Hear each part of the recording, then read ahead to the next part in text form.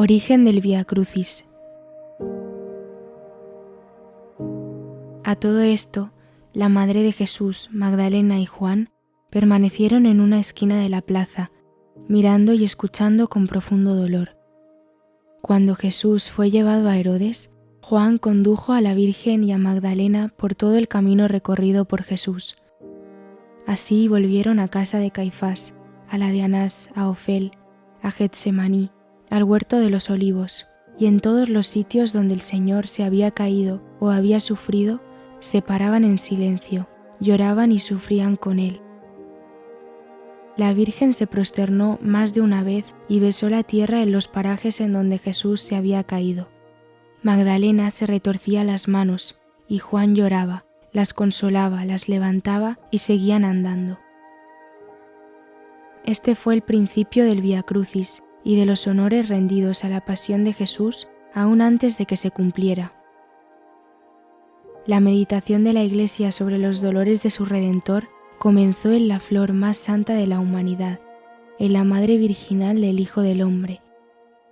¡Oh, qué compasión! Con qué fuerza el filo de la espada penetró en su corazón. María, que lo había llevado en su seno, que lo había alimentado a sus pechos, esta bienaventurada criatura que había oído real y sustancialmente al Verbo de Dios, Dios mismo desde el principio, que lo había concebido, llevado y sentido vivir en ella antes que los hombres recibieran su bendición, su doctrina y la salvación. Participaba de todos los padecimientos de Jesús y de su deseo ardiente de rescatar a los hombres con sus dolores y su muerte. Así la Virgen, pura y sin mancha, consagró a la Iglesia el Vía Crucis, para recoger en todos los sitios como piedras preciosas los inagotables méritos de Jesucristo, para recogerlos como flores sobre el camino y ofrecerlos a su Padre Celestial por todos los que tienen fe.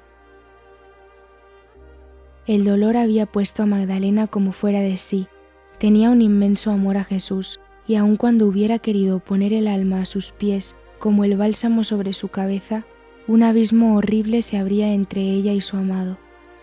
Su arrepentimiento y su gratitud no tenían límites, y cuando quería elevar hacia él su amor, como el humo del incienso, veía a Jesús maltratado, conducido a la muerte a causa de sus culpas que había tomado sobre sí.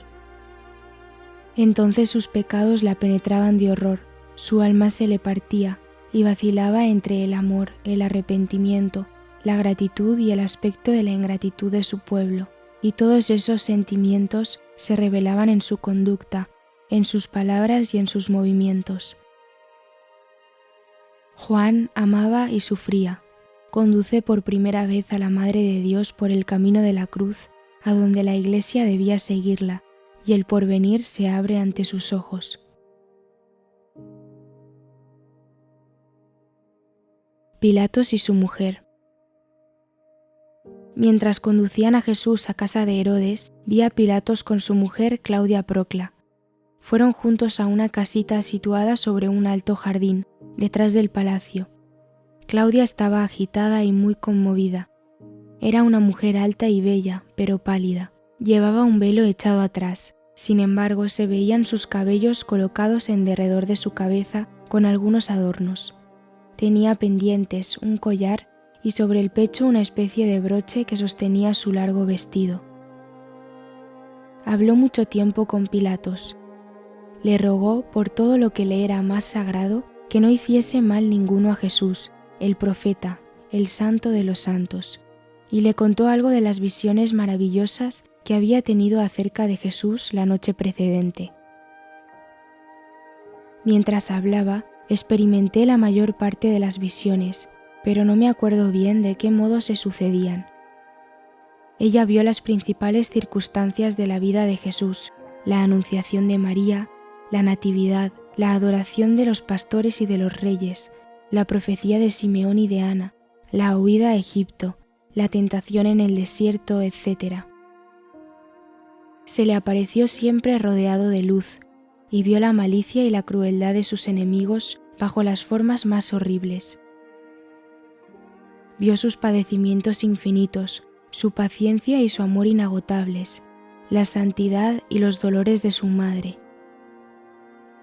Estas visiones le causaron mucha inquietud y mucha tristeza, pues todos esos objetos eran nuevos para ella. Estaba suspensa y pasmada, y veía muchas de esas cosas, como por ejemplo la degollación de los inocentes y la profecía de Simeón, cosas que acontecían cerca de su casa. Había sufrido toda la noche y visto más o menos claramente muchas verdades maravillosas cuando la despertó el ruido de la turba que conducía a Jesús. Al mirar hacia aquel lado, vio al Señor, el objeto de todos esos milagros que le habían sido revelados, desfigurado, herido, maltratado por sus enemigos.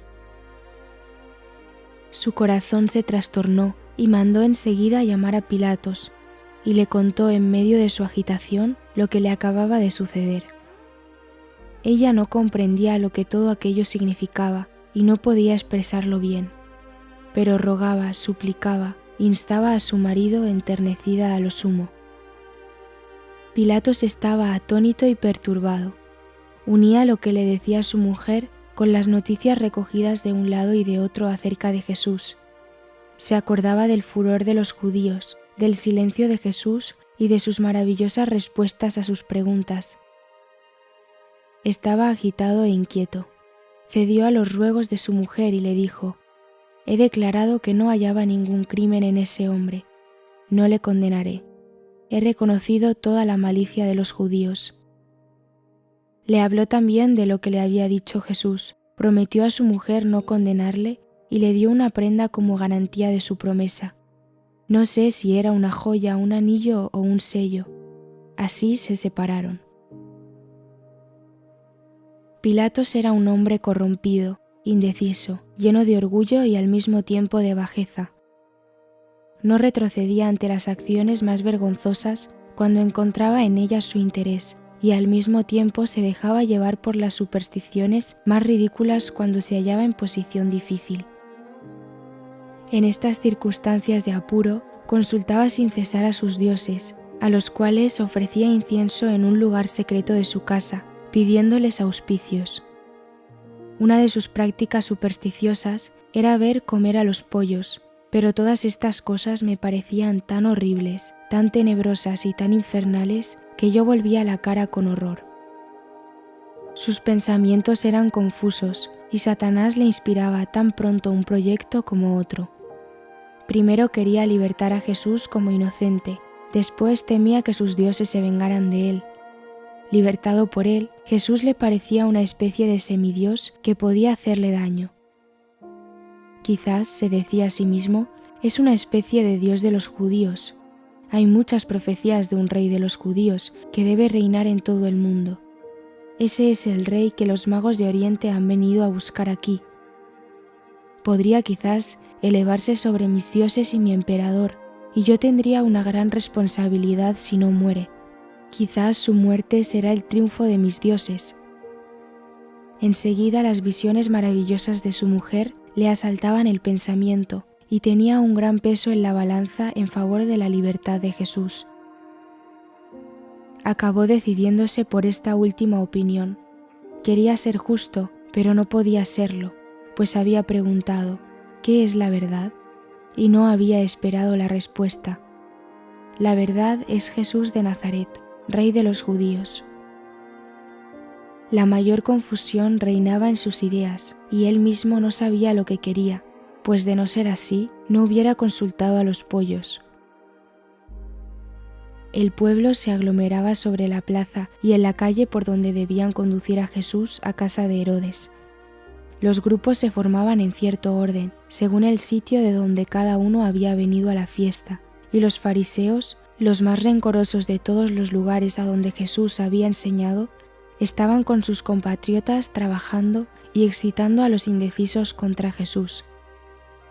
Los soldados romanos eran numerosos en el cuerpo de guardia del palacio de Pilatos. Todos los puestos importantes de la ciudad estaban también ocupados por ellos.